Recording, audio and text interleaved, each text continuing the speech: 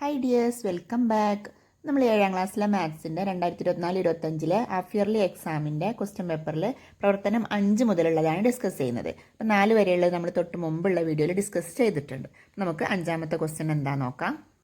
അപ്പം അതിൽ ABC എന്ന് പറഞ്ഞ 3 ക്വസ്റ്റ്യൻസ് ഉണ്ട്. അതിൽ ഫസ്റ്റ് എന്താണ്, 72നെ അഭാജ്യ സംഖ്യകളുടെ കൃതികളുടെ ഗുണനഫലമായി എഴുതുക എന്നാണ് പറഞ്ഞിട്ടുള്ളത്. അപ്പോൾ അതെങ്ങനെയാണ് ചെയ്യാൻ നോക്കാം. അപ്പോൾ അതിന് വേണ്ടിയിട്ട് നമുക്ക് ആദ്യം 72നെ ഒരു അഭാജ്യസംഖ്യ ആയിട്ട് നിങ്ങൾ സ്പ്ലിറ്റ് ചെയ്ത് എഴുതണം. അപ്പോൾ നോക്കൂ, 72ൽ 2 ഉണ്ട് അല്ലേ. 72ൽ എത്ര രണ്ടാണുള്ളത്?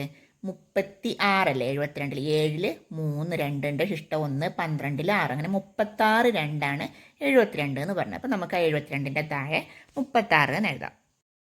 ഇനി 36ന് 2 കൊണ്ട് ചെയ്യാലോ. 36ൽ എത്ര രണ്ടാണുള്ളത്? നോക്കൂ, 3ൽ എത്ര രണ്ടുണ്ട്? 3ൽ 1 അല്ലേ, ശിഷ്ടം 1 വരും. ആ 1 6ൻ്റെ അപ്പുറത്ത് എഴുതിയാൽ 16. 16ൽ എത്ര രണ്ടാണുള്ളത്? 8, അങ്ങനെ 18 അല്ലേ. 36ൽ 18 രണ്ടാണുള്ളത്. അപ്പോൾ അത് താഴെ എഴുതാം. ഇനി 18ലും 2 ഉണ്ട്. 18ൽ എത്ര രണ്ടുണ്ട്? 9 രണ്ടല്ലേ. 9 രണ്ടല്ലേ 18 എന്ന് പറഞ്ഞാൽ. അപ്പോൾ 18ൻ്റെ താഴെ നമുക്ക് 9 എന്നും എഴുതാം. ഇനി 9ൽ 2 പൂർണ്ണമായിട്ട് പോകില്ല അല്ലേ, ശിഷ്ടം വരും. അതുകൊണ്ട് തന്നെ 2 പറ്റൂല. പിന്നെ ഏതാ? 3 പറ്റുമല്ലോ. 3 എത്രയാണ്? 3 3 9 എന്ന് പറഞ്ഞത്. അപ്പോൾ താഴെ 3 എന്നും കൂടി എഴുതി കൊടുക്കാം. അതായത് 72 എന്നുള്ളതിന് പകരം നമുക്ക് എങ്ങനെ എഴുതാം? 2 × 2 × 2 × 3 × 3 എന്ന് എഴുതാം അല്ലേ. അങ്ങനെ എഴുതിയാലും അതെന്ത് തന്നെയാണ്? 72 തന്നെയാണ്. അതായത് 2 3 തവണ, അതായത് 2⁻3 × 3 എത്ര തവണ ഉണ്ട്? 2 തവണ. അപ്പോൾ 3⁻2 എന്നും എഴുതാൻ പറ്റും. ഓക്കെ ആണല്ലോ. ഇതിൽ അടുത്ത ക്വസ്റ്റ്യൻ നോക്കൂ. 72ൻ്റെ എല്ലാ ഘടകങ്ങളും കണ്ടെത്തി എഴുതുക എന്നാണ് പറഞ്ഞിട്ടുള്ളത് അല്ലേ. 72ൻ്റെ എല്ലാ ഘടകങ്ങളും എന്താണ്? ഈ 72ൻ്റെ ഘടകങ്ങൾ എന്ന് പറഞ്ഞത് 72ന് ശിഷ്ടമല്ലാതെ ഹരിക്കാൻ പറ്റിയ സംഖ്യകൾ ഏതൊക്കെയാണെന്നാണ് ചോദിച്ചിട്ടുള്ളത്. അപ്പോൾ 72ന് ശിഷ്ടമല്ലാതെ ഹരിക്കാൻ പറ്റിയ സംഖ്യകൾ ഏതൊക്കെയാണ് നമുക്ക് നോക്കാം. അപ്പോൾ അത് കണ്ടെത്താൻ വേണ്ടിയിട്ട് നമുക്ക് 72നെ ഓരോ സംഖ്യ കൊണ്ടായിട്ട് ഹരിച്ചു നോക്കാം, ശിഷ്ടം വരുന്നുണ്ടോ എന്ന്. നോക്കൂ, 72നെ എന്നല്ല, ഏതൊരു സംഖ്യനെയും 1 കൊണ്ട് ഹരിച്ചാൽ എന്താണ്? ശിഷ്ടമൊന്നും ഉണ്ടാവില്ല അല്ലേ. അപ്പോൾ 1 എല്ലാ സംഖ്യേൻ്റെയും ഘടകമാണ്. അപ്പോൾ 1 നമുക്ക് എഴുതാം. അതുപോലെ ആ സംഖ്യ എഴുതാം 72. പിന്നെ 2 കൊണ്ട് ഹരിച്ചു നോക്കൂ. 72നെ 2 കൊണ്ട് ഹരിച്ചാൽ എന്താണ്? ശിഷ്ടം വരുന്നുണ്ടോ? ഇല്ല അല്ലേ. 36 എന്ന് ആൻസർ കിട്ടും, ശിഷ്ടം ഉണ്ടാവുന്നില്ല. അപ്പോൾ 2 എന്താണ്? 72ൻ്റെ ഘടകമാണ്. 3 കൊണ്ട് ഹരിച്ചാലും ശിഷ്ടം വരുന്നില്ല, അതുകൊണ്ട് 3 ഘടകമാണ്. പിന്നെ 4 കൊണ്ട് ഹരിച്ച് നോക്കുക, അപ്പോഴും ശിഷ്ടം വരുന്നില്ല, അപ്പം 4 ഘടകമാണ്. 6 8 9 12 18 24 36, പിന്നെ അതേ സംഖ്യ, അതായത് 72 എന്നുള്ളതുമാണ് 72ൻ്റെ ഘടകങ്ങൾ എന്ന് പറഞ്ഞത്. അപ്പോൾ നമുക്കത് ഓരോന്നായിട്ട് ഹരിച്ച് നോക്കുമ്പോൾ നമുക്ക് കറക്റ്റായിട്ട് ശിഷ്ടം വരുന്നുണ്ടോ ഇല്ലേ നോക്കിയിട്ട് എഴുതാൻ പറ്റും. ഇത് ഓരോന്നും ചെയ്തിട്ടില്ലെങ്കിൽ പിന്നെ നമുക്ക് ഈസി ആയിട്ട് ചെയ്യാൻ പറ്റുന്ന കാര്യം എന്ന് വെച്ചാൽ പെയറായിട്ട് നോക്കുക. അതായത് 1 × 72 ആണ് 72 അപ്പോൾ 1ഉം 72ഉം എന്തായിരിക്കും? ഘടകങ്ങളായിരിക്കും. അതുപോലെ 2 × 36 ആണ് 72 എന്ന് പറഞ്ഞാൽ, അപ്പോൾ 2ഉം 36ഉം എന്താണ്? പിന്നെ ഘടകങ്ങളായിരിക്കും. അതുപോലെ 3 × 24 അപ്പോൾ 3ഉം 24ഉം ഘടകമായിരിക്കും. ഒരു പ്രാവശ്യം നമുക്ക് ചെയ്ത് നോക്കിയാൽ മതി, അപ്പോൾ മറ്റേതും കൂടെ കിട്ടുമല്ലോ. പിന്നെ 4 × 18 ആണ് 72, അപ്പോൾ 4ഉം 18ഉം പിന്നെ എന്താണ്? 72ൻ്റെ ഘടകമായിരിക്കും. പിന്നെ 6 × 12 ആണ്, അപ്പോൾ 6ഉം 12ഉം ഘടകമായിരിക്കും. അതുപോലെ 8 × 9 ആണ് 72 എന്ന് പറഞ്ഞത്, അപ്പോൾ 8ഉം 9ഉം ഘടകങ്ങളായിരിക്കും. അപ്പോൾ നമുക്ക് ഓരോന്നും ചെയ്ത് നോക്കാതെ കുറച്ചെണ്ണം ചെയ്യുമ്പോൾ തന്നെ നമുക്ക് ഏതൊക്കെയാണ് ഘടകങ്ങൾ എന്നുള്ളത് ഇങ്ങനെയും മനസ്സിലാക്കാൻ പറ്റും. ഓക്കെ ആണല്ലോ. ഇനി അടുത്ത ക്വസ്റ്റ്യൻ നോക്കൂ. താഴെ തന്നിരിക്കുന്നവയിൽ 8 ഘടകങ്ങളുള്ളത് ഏത് എന്നാണ് ചോദിച്ചിട്ടുള്ളത് അല്ലേ. എന്നിട്ട് കുറച്ച് ഓപ്ഷൻസ് തന്നിട്ടുണ്ട്, 4 എണ്ണം തന്നിട്ടുണ്ട്. അതിലേതിനാണ് 8 ഘടകങ്ങളുള്ളത് എന്നാണ് നമ്മൾ കണ്ടുപിടിക്കേണ്ടത്. അപ്പോൾ നമുക്ക് ഓരോന്നിനും എത്ര ഘടകങ്ങൾ വീതമുണ്ട് നോക്കാം. അത് കണ്ടുപിടിക്കാൻ വേണ്ടിയിട്ട് നോക്കൂ. ആദ്യം നമുക്ക് ഒരു സംഖ്യ, അതായത് 12 × 13 എന്നാണ് തന്നിട്ടുള്ളത്. 12 × 13 എത്രയാണ്?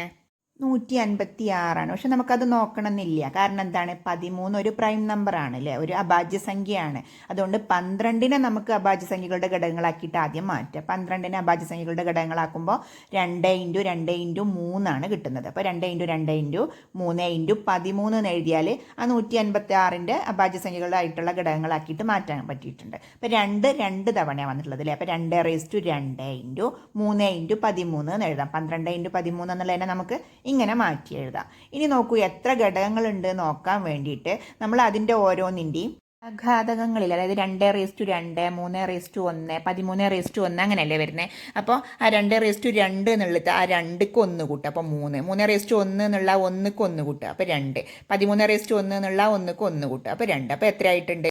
3 × 2 × 2 എന്ന് കിട്ടൂലേ. അപ്പോൾ 12 ഘടകങ്ങളാണ് ഇതിനുണ്ടാവുക. അതായത് ഏതൊക്കെയാണ് ഘടകങ്ങൾ എന്ന് നമ്മൾ ചെയ്ത് നോക്കാതെ തന്നെ എത്ര ഘടകങ്ങൾ ഉണ്ടാവും എന്നുള്ളത് നമുക്കിങ്ങനെ കണ്ടെത്താൻ പറ്റും. നമ്മുടെ 8 ഘടകങ്ങളുള്ളത് ഏതിനാണെന്നാണ് ചോദിച്ചിട്ടുള്ളത്. അപ്പോൾ ഇത് ഏതായാലും ആൻസർ അല്ല അല്ലേ. ഇനി അടുത്തത് നോക്കൂ, 16 × 17 പറഞ്ഞിട്ടുള്ളത്. അപ്പോൾ 17 എന്നുള്ളത് ഓൾറെഡി ഒരു അഭാജ്യ സംഖ്യ ആയതുകൊണ്ട് അത് നമ്മൾ ഗുണിച്ച് നോക്കണ്ട. 16നെ മാത്രം അഭാജ്യ സംഖ്യകളുടെ ഘടകങ്ങളാക്കിയിട്ട് മാറ്റി എഴുതിയാൽ മതി. 16 എന്നുള്ളതിനെ നമുക്ക് എങ്ങനെ മാറ്റി എഴുതാം? 2⁴ എന്ന് എഴുതാം അല്ലേ. 2 × 2 × 2 × 2 ആണ് 16 എന്ന് പറഞ്ഞാൽ. അപ്പോൾ 2⁴ എന്ന് എഴുതാം. × 17 എന്ന് അങ്ങനെ തന്നെ എഴുതാം. ഇനി നമ്മൾ എത്ര ഘടകങ്ങൾ ഉണ്ടെന്ന് കാണാൻ എന്താ ചെയ്യേണ്ടതിൻ്റെ അതായത് 4 + 1 5ആണ്. പിന്നെ 17ന് എന്താണ്? 17⁻1 എന്നല്ലേ. അപ്പോൾ അതിന് 1, അപ്പോൾ 1 അതിക്ക് ഒന്നും കൂടെ കൂട്ടുക. 1 + 1 പിന്നെ അതിൻ്റെ ഘാതകങ്ങൾക്കൊക്കെ ഒന്നും കൂടെ കൂട്ടുകയാണ് വേണ്ടത്. അപ്പോൾ 4ക്ക് 1 കൂട്ടി 5ആയി, 1ക്ക് 1 കൂട്ടി അങ്ങനെ 2 ആയി. അപ്പോൾ എന്താണ് 5 × 2 കാണാം. അപ്പോൾ അതിന് 10 ഘടകങ്ങളാണ് ഉണ്ടാവുക അല്ലേ. 5 × 2 10 ആണ്. അപ്പോൾ 10 ഘടകങ്ങളാണ് ഉണ്ടാവുക. ഇനി അടുത്തത് നോക്കൂ, 22 × 23 ആണ്. അപ്പോൾ 22 × 23 എന്നുള്ളതിൽ 23 എന്ന് പറഞ്ഞാൽ അഭാജ്യ സംഖ്യ തന്നെയാണ്. അപ്പോൾ 22നെ നമുക്ക് അഭാജ്യ സംഖ്യകളുടെ ഘടകങ്ങളാക്കിയിട്ട് മാറ്റി എഴുതാം. 22നെ മാറ്റി എഴുതുമ്പോൾ 2 × 11 ആണ് അല്ലേ. 22 എന്ന് പറഞ്ഞാൽ ഇപ്പോൾ 2 × 11 × 23 എന്ന് അങ്ങനെ എഴുതാം. ഇനി നോക്കൂ, എല്ലാത്തിനും ⁻1 ആണ് അല്ലേ. 2⁻1 11⁻1 23⁻1 ഒക്കെ ഒരു പ്രാവശ്യമല്ലേ ഉള്ളത്. അപ്പോൾ അതുകൊണ്ട് തന്നെ ആ ഒന്നിക്കൊക്കെ ഒന്നും കൂടെ കൂട്ടുക. അപ്പോൾ എത്രയാ? 2 × 2 × 2 എന്ന് കിട്ടും അല്ലേ. 2ന് ⁻1 ആണ്. അപ്പോൾ ആ ഒന്നിക്ക് ഒന്നും കൂടെ കൂട്ടുമ്പോൾ 2 കിട്ടും. 11നും ⁻1 ആണ്. അപ്പോൾ ഒന്നിക്ക് ഒന്നും കൂടെ കൂട്ടുമ്പോൾ 2. 23നും ⁻1 ആണ്. അപ്പോൾ ഒന്നിക്ക് ഒന്നും കൂടെ കൂട്ടുമ്പോൾ 2. അങ്ങനെ 2 × 2 × 2 എന്ന് കിട്ടി. അപ്പോൾ എത്രയാണ്? 2 × 2 × 2 എത്രയാണ്? 8. അപ്പോൾ 8 ഘടകങ്ങളാണ് ഈ ഒരു ഇതിന് ഉണ്ടാവുക. അതായത് 22 × 23 എന്ന് പറഞ്ഞ സംഖ്യക്ക് 8 ഘടകങ്ങളാണ് ഉണ്ടാവുക. 22നെ 23 കൊണ്ട് ഗുണിച്ചിട്ട് വേണമെങ്കിൽ നമുക്ക് ഇതുപോലെ ചെയ്യാം. അതല്ലെങ്കിൽ ഇങ്ങനെ ഈസി ആയിട്ട് ചെയ്യാൻ പറ്റും. അപ്പോൾ ഈ 22 × 23 എന്ന് പറഞ്ഞ സംഖ്യക്ക് 8 ഘടകങ്ങളാണ് ഉള്ളത്. നമ്മോട് ചോദിച്ചിട്ടുള്ളത് എന്താണ്? താഴെ തന്നിരിക്കുന്നതിൽ 8 ഘടകങ്ങളുള്ളത് ഏത് എന്നാണ് ചോദിച്ചിട്ടുള്ളത് അല്ലേ. അപ്പോൾ നമുക്ക് ആൻസർ ആയിട്ട് എന്ത് എഴുതാം? 22 × 23 എന്ന് എഴുതാൻ പറ്റും. ഓക്കെ അല്ലേ. പിന്നെ നമുക്ക് മറ്റേ സംഖ്യ ചെയ്ത് നോക്കണം എന്നില്ല അല്ലേ. 30 × 31 ചെയ്ത് നോക്കണം എന്നില്ല. അല്ലാതെ തന്നെ നമുക്ക് ആൻസർ കിട്ടിയിട്ടുണ്ട്. ഓക്കെ ആണല്ലോ.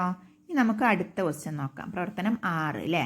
അതിൽ 3 ക്വസ്റ്റ്യൻ ആണുള്ളത്. ഫസ്റ്റത്തെ എന്താണ്? 729നെ വ്യത്യസ്ത സംഖ്യകളുടെ കൃതികളായി എഴുതിയിരിക്കുന്നു. വിട്ടുപോയവ പൂരിപ്പിക്കുക എന്നാണ് പറഞ്ഞിട്ടുള്ളത്. അപ്പോൾ ഇത് കണ്ടുപിടിക്കാനായിട്ട് നമുക്ക് 729 എന്ന് പറഞ്ഞ സംഖ്യനെ നേരത്തെയൊക്കെ ചെയ്ത പോലെ തന്നെ അഭാജ്യ സംഖ്യകളുടെ ഘടകങ്ങളാക്കിയിട്ട് മാറ്റി എഴുതി വെക്കുക. 729നെ നമ്മളിങ്ങനെ ഘടകങ്ങളാക്കി മാറ്റുമ്പോൾ 6 തവണ 3 എന്ന് കിട്ടും അല്ലേ. 3 × 3 × 3 × 3 × 3 × 3 ആണ് എന്ത്? 729 എന്ന് പറഞ്ഞത്. അതായത് 3⁻6 നമുക്ക് എഴുതാൻ പറ്റും. 729 എന്നുള്ളതിന് പകരം നമുക്ക് എങ്ങനെ എഴുതാം? 3⁻6 എന്ന് എഴുതാം. ഇനി നമുക്ക് ഒരു രീതിയിലും കൂടി എഴുതണം അല്ലേ. അപ്പം അതിന് വേണ്ടിയിട്ട് നോക്കൂ, 2 3കൾ കൂട്ടി വെച്ചാൽ അതായത് 3 × 3 എത്രയാണ്? 9 ആണല്ലേ. അങ്ങനെ എത്ര 9 ഉണ്ടാവും? 3 9 ആണ് ഉണ്ടാവുക. അതായത് 9⁻3 എന്ന് എഴുതിയാലും എന്ത് തന്നെയാണ്? 729 തന്നെയാണ് അല്ലേ. 9 × 9 × 9 എന്ന് പറഞ്ഞാൽ എത്രയാണ്? 729 ആണ്. ഓക്കെ അല്ലേ. അതായത് 729 എന്ന് പറഞ്ഞ സംഖ്യനെ നമ്മൾ 3 രീതിയിൽ മാറ്റി എഴുതിയിട്ടുണ്ട്.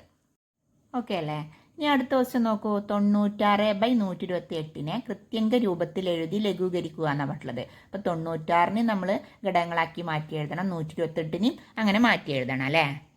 അപ്പോൾ 96നെ ഘടകങ്ങളാക്കുമ്പോൾ നോക്കൂ എങ്ങനെയാണ് കിട്ടുന്നത്? 2 × 2 × 2 × 2 × 2 × 3 അല്ലേ. 2 5 തവണ ഉണ്ട്, 3 ഒരു തവണ. അപ്പോൾ 2⁻5 × 3 എന്നോ അല്ലെങ്കിൽ 2⁻5 × 3⁻1 എന്നോ നമുക്ക് 96ന് പകരമായിട്ട് എഴുതാൻ പറ്റും. ഇനി 128നെ ഘടകങ്ങളാക്കുമ്പോൾ എങ്ങനെയാണ്?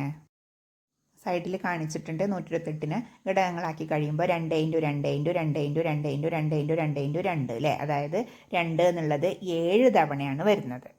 ഇനി നമുക്ക് 96/128 എന്നുള്ളതിന് എങ്ങനെ എഴുതാം?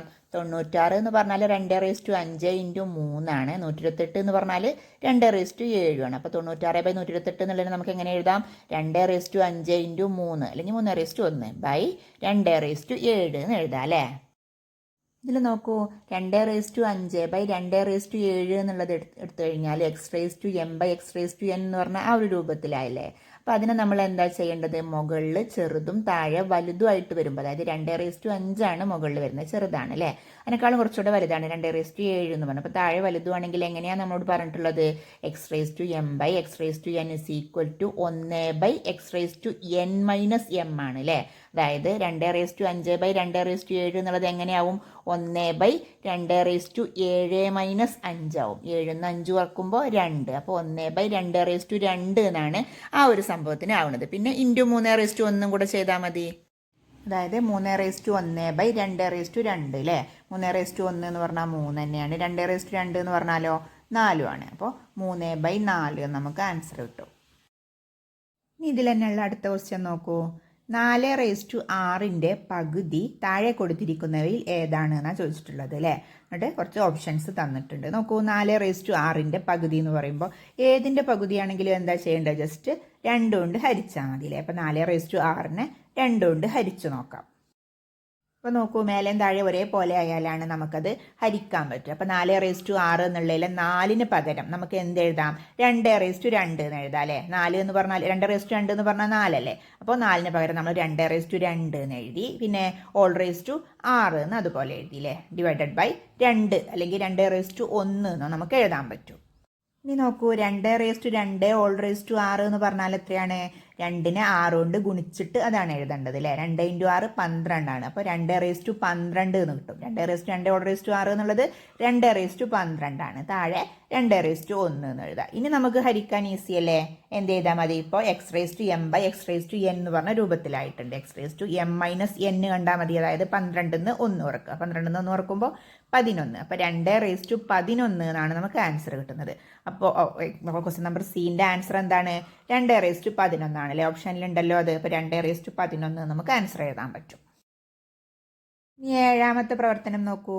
ഒരു ടാങ്കിൻ്റെ 2/3 ഭാഗം നിറഞ്ഞപ്പോൾ അതിൽ 1000 ലിറ്റർ വെള്ളമുണ്ട്. ടാങ്ക് മുഴുവൻ നിറയുമ്പോൾ അതിൽ എത്ര ലിറ്റർ വെള്ളം ഉണ്ടാകും എന്നാണ് ചോദിച്ചിട്ടുള്ളത് അല്ലേ. അപ്പോൾ നമുക്ക് എന്താണ് തന്നിട്ടുള്ളത്, ഒരു ടാങ്കിൻ്റെ 2/3 ഭാഗം എത്രയാണ് തന്നിട്ടുണ്ട് അല്ലേ. എത്രയാ, 1000 ലിറ്റർ ആണ് തന്നിട്ടുണ്ട്. ഒരു ടാങ്കിൻ്റെ 2/3 ഭാഗം 1000 ലിറ്റർ ആണെങ്കിൽ ആ ടാങ്ക് നിറയാൻ ആവശ്യമുള്ള വെള്ളത്തിൻ്റെ അളവ്, അല്ലെങ്കിൽ ആ ടാങ്കിലാകെ കൊള്ളുന്ന വെള്ളത്തിൻ്റെ അളവ് എത്രയായിരിക്കും, 1000നെ 2/3 കൊണ്ട് ഹരിച്ചത് അല്ലേ. അതായത് 1000ൻ്റെ 3/2 മടങ്ങാണ് നമ്മൾ കണ്ടെത്തേണ്ടത്.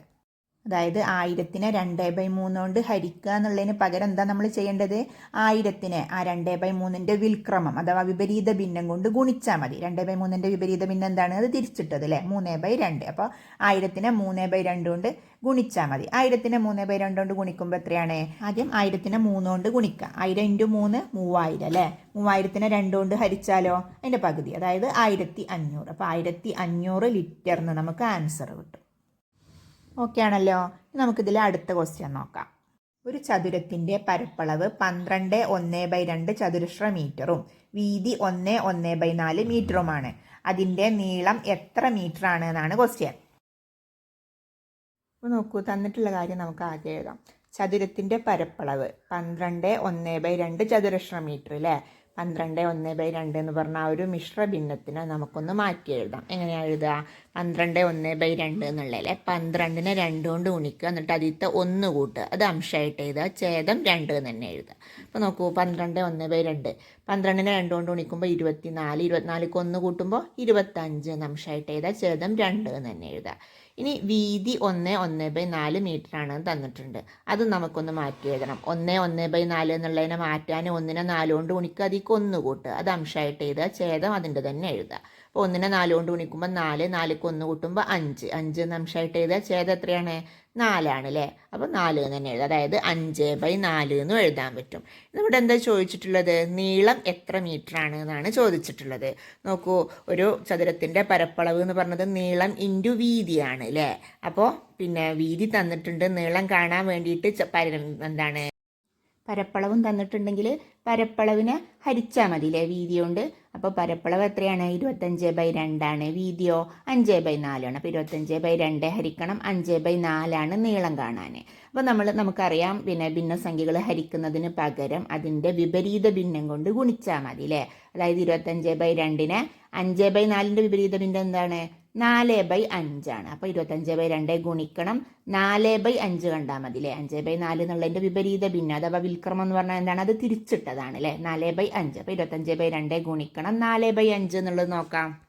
ഇനി നോക്കൂ, ഭിന്നസംഖ്യകൾ തമ്മിൽ ഗുണിക്കുക എന്ന് പറഞ്ഞാൽ എങ്ങനെയാണ്, അംശങ്ങൾ പരസ്പരം ഗുണിക്കുക, ഛേദങ്ങൾ പരസ്പരം ഗുണിക്കുക അല്ലേ.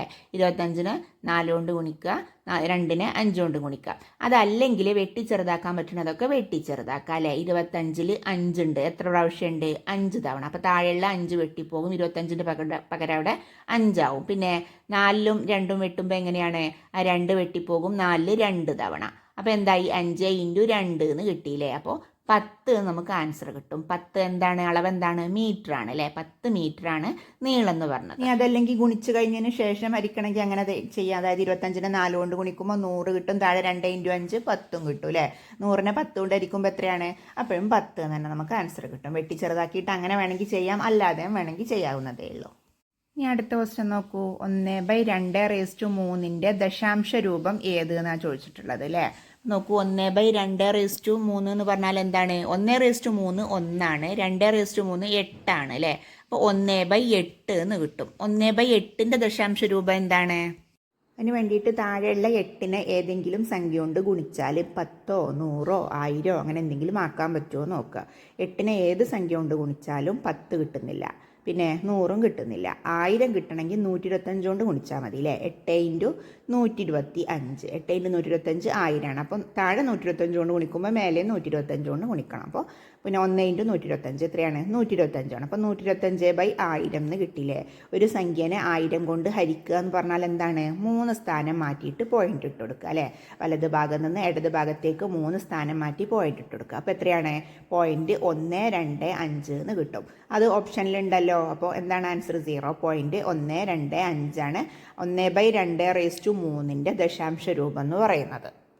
ഈ ക്വസ്റ്റ്യൻ പേപ്പറിൽ അവസാനത്തെ ക്വസ്റ്റ്യൻ അല്ലേ, പ്രവർത്തനം 8 നോക്കൂ. ഒരു ചിത്രം തന്നിട്ടുണ്ട്, എന്നിട്ട് ആ ചിത്രം തന്നിരിക്കുന്ന അളവിൽ വരയ്ക്കുക, എന്നിട്ട് അനുയോജ്യമായ രീതിയിൽ ഷെയ്ഡ് ചെയ്ത് ഭംഗിയാക്കാനാണ് അല്ലേ. അപ്പോൾ നോക്കൂ, ഇതെങ്ങനെയാണ് വരയ്ക്കുക. ആദ്യം 8 സെൻറ്റിമീറ്ററിലുള്ള ഒരു വര വരച്ചു കൊടുക്കുക അല്ലേ. എന്നിട്ടോ പിന്നെ ഏതൊക്കെ അളവുകളാണ് നമുക്ക് തന്നിട്ടുള്ളത്, ആ ഒരു ത്രികോണത്തിൻ്റെ പുറമെ കാണുന്ന ഒരു ത്രികോണത്തിൻ്റെ അളവുകളാണ് നമുക്ക് തന്നിട്ടുള്ളത്. അപ്പോൾ നമുക്ക് ആദ്യം 8 സെൻറ്റിമീറ്റർ ഒരു വര വരയ്ക്കുക, എന്നിട്ട് കോമ്പസിൽ 8 സെൻറ്റിമീറ്റർ അളന്നെടുത്തിട്ട് എന്ത് ചെയ്യുക, പിന്നെ 2 ഭാഗത്തുനിന്നും ഓരോ ആർക്ക് വരച്ചു കൊടുക്കുക. എന്നിട്ട് ആ ആർക്ക് വരുന്ന ഭാഗത്തേക്ക് ജോയിൻ്റ് ആയി കൊടുത്താൽ ആ പുറമെ ഉള്ള ത്രികോണം നമുക്ക് പിന്നെ എല്ലാ വർഷവും 8 സെൻറ്റിമീറ്റർ നീളത്തിൽ കറക്റ്റായിട്ട് കിട്ടും. അതിനുശേഷം അതിനുള്ളിൽ കാണുന്ന ആ ഭാഗങ്ങളൊക്കെ നമ്മൾ അളവ് വേണമെന്നില്ലല്ലോ, ഒരു ഏകദേശം വെച്ചിട്ട് നമുക്ക് ആ ഒരു രീതിയിൽ വരച്ചിട്ട് അതിനെ നന്നായിട്ട് നല്ല ഭംഗിയായിട്ട് കളർ ചെയ്ത് കൊടുത്താൽ നിങ്ങൾക്കതിന് ഫുൾ മാർക്കും കിട്ടുന്നതാണ് കേട്ടോ. ഓക്കെ ആണല്ലോ. അപ്പോൾ വീഡിയോ ഇഷ്ടമായാൽ ലൈക്ക് ചെയ്യാനും ഷെയർ ചെയ്യാനും സബ്സ്ക്രൈബ് ചെയ്യാനൊന്നും മറക്കരുതേ. നമുക്ക് അടുത്ത വീഡിയോയിൽ കാണാം. ബൈ.